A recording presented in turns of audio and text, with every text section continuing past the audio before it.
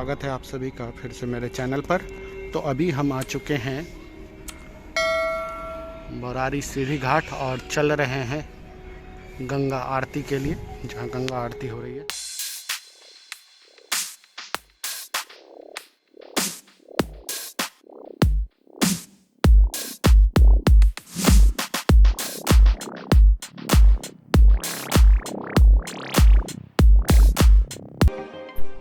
भागलपुर के पावन भूमि में निरंतर बहती गंगा न केवल एक नदी का प्रवाह है, बल्कि हजारों जीवों की जीवन रेखा है। गंगा नदी यहाँ जगजननी माँ के समान है। प्राचीन काल से ही गंगा नदी ने भागलपुर को समृद्ध और शिक्षा व्यापार में सुसंस्कृत किया है। गंगा नदी का पूजन का एवं आरती का अपना ही एक विशिष्ट महत्व है। तो आइए हम शामिल होते हैं इस गंगा आरती में। 19 वर्षों से, जी हाँ, पिछले 19 वर्षों से बरारी के सीढ़ी घाट पर निरंतर गंगा आरती का आयोजन होता आ रहा है।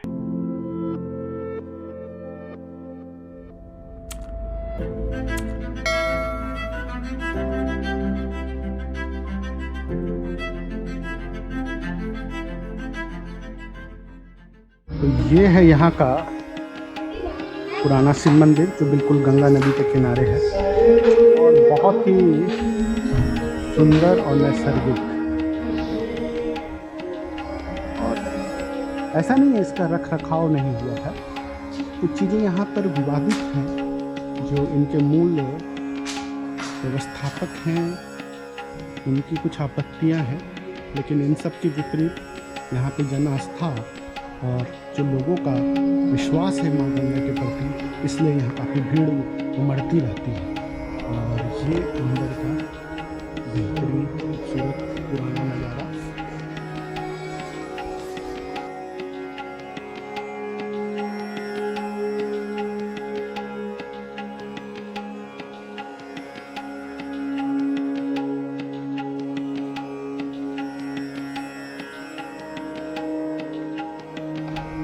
तो स्वागत है आप सभी का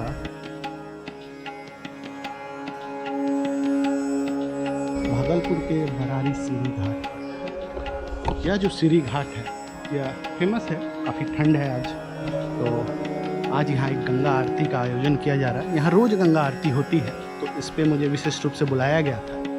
तो मैं चल रहा हूँ वहाँ गंगा आरती में और मैं आपको यहाँ के बारे में कुछ विशेष बातें और बताऊँगा। तो काफ़ी सुंदर सा नज़ारा है। अगर आप देखें वो दूर विक्रमशिला पुल दिख रही है और ये यहाँ का सीढ़ी घाट है। इससे थोड़ी सी आगे पे बरारी पुल घाट है, जो बरारी विक्रमशिला पुल के नीचे है। अभी जलस्तर काफ़ी नीचे है।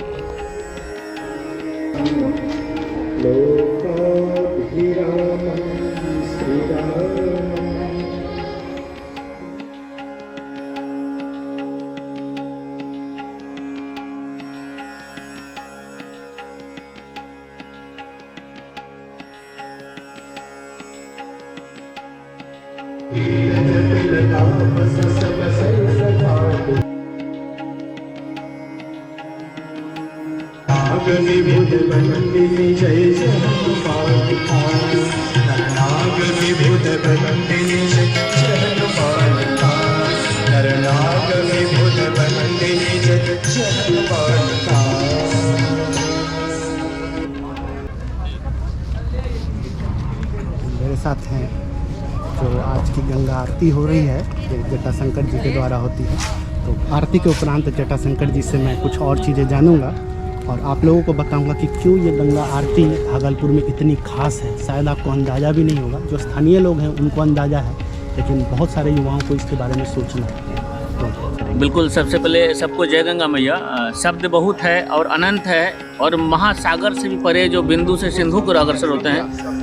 चूँकि ये मोबाइल जिन्होंने पकड़ा वो खुद से सागर हैं, और सागर के ऊपर में भी कुछ प्रधान तत्व है जिसको गंगा कहते हैं हम लोग, उस पर बात करेंगे। बहुत सारी बातें हैं, लेकिन इसमें सबसे ज़रूरी जो मूल बातें हैं कि गंगा सर्वोपरि थी, है और रहेगी। उसको कोई गंदा नहीं कर सकता, कोई कुछ नहीं कर सकता, बस केवल उसको सम्मान करने की बात है। जैसे घर के सदस्य को हम बड़ों को आदर करते हैं कि जब वो अगर मुझे डांटते हैं तो हम स्नेह बस उसके बात को सुन करके जीवन की ओर अग्रसर हो जाते हैं। उसी तरह गंगा निर्मलता विरलता हमको देख कर यही सिखाती है कि हर मनुष्य को अपने स्वभाव से उत्थान की ओर अग्रसर होना चाहिए और जो विस्तार होता हो वहीं मिलने के लिए चलना चाहिए। गंगा छोटे से जगह से निकलती है, लेकिन जब वो मिलती है बहुत बड़ा सागर में जाकर मिलती है। तो हमारा जीवन उसी तरह विस्तार है। सकारात्मक ऊर्जा के साथ अगर हम लोग प्रयास करें कि गंगा के जल को स्वच्छ और घाट की स्वच्छता बनी रहे, संभव है और हम कर सकते हैं। यहाँ पर 28/1/2003 से गंगा महाआरती का जो आयोजन हो रहा है उसका यही लक्ष्य है कि लोग को बताएं कि गंगा क्या है और हमारी जो जीवन में सर्वोपरि जो कार्य है वो क्या है। तो स्वच्छता ही भक्ति का प्रारूप है, क्योंकि शुद्धिकरण सबसे इम्पोर्टेंस होता है, जिसको बोलते हैं निर्मलता और स्वच्छता वो शुद्धिकरण का एक प्रारूप है, जिसका कि पर्यायवाची शब्द है। तो हम लोग प्रयास करेंगे। नेहरू युवा के टीम के द्वारा निरंतर यहाँ पर गंगा महाआरती के लिए हमें हर तरह का सहयोग व्यवस्थित होता है और जिसके कारण से मुझे और मनोबल मिला है। मैं 2015 के पहले की बात करूं, उस समय की स्थिति और अभी में ज़मीन आसमान का अंतर है। आज हम लोग बहुत आगे निकल चुके हैं और आप आइए और हम लोग चलते हैं गंगा ऋषि कृषि के साथ, लोगों को बताते हैं कि गंगा की स्वच्छता में कितना ज़रूरी है हमारी आपकी सहभागिता।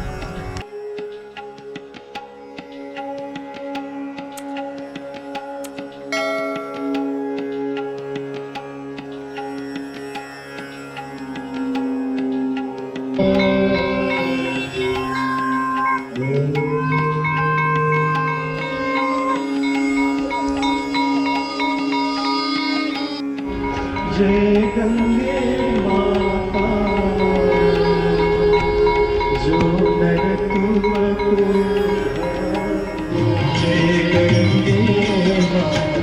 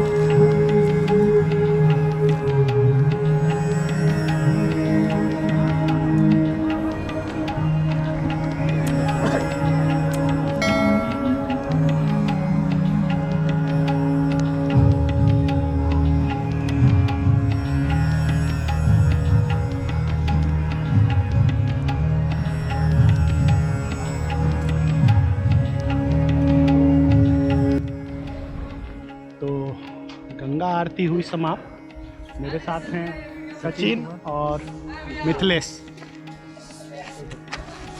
सचिन बताएंगे कि कैसा लगा गंगा आरती। मज़ा आया? बहुत अच्छा रहा गंगा आरती का प्रोग्राम यहाँ पे। और जगह बहुत ही अच्छी है।